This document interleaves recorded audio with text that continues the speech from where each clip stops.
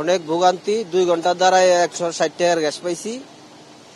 আমাদের খুব অসুবিধা হচ্ছে না। গাড়ি অনেক সমস্যা, গাড়ি গ্যাস না থাকলে তো সমস্যা চালানো। আসলে গ্যাসের চাপ এটা তো আসলে মানে অপ্রত্যাশিত, মানে চিন্তার বাহিরে। আসলে এত অবস্থা এর মতো খারাপ যে আপনার মানুষ সারা দিন সারা রাত আপনার এই অপেক্ষায় দাঁড়িয়ে থাকে।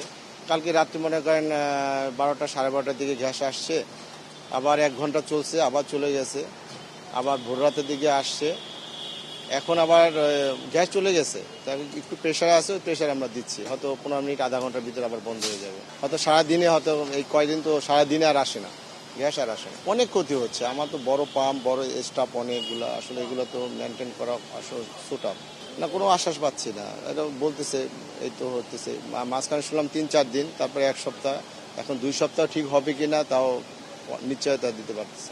সকাল 7টায় বাসা সিরিয়াল লাগাইছি, এখন কেবল গ্যাস পাইলাম।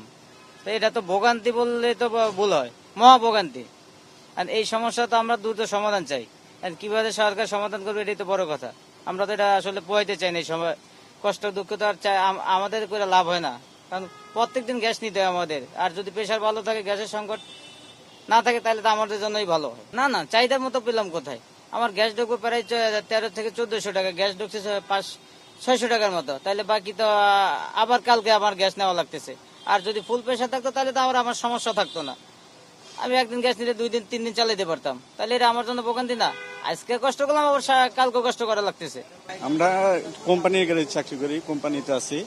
আপনি প্রত্যেক দিনই আমাদের গ্যাস নিতে হয়, এবং প্রত্যেক দিনই রাত জেগে জেগে গ্যাস নিতে হয়, এবং মানসিকভাবে স্বাস্থ্যভাবে অনেক ক্ষতিগ্রস্ত আমরা।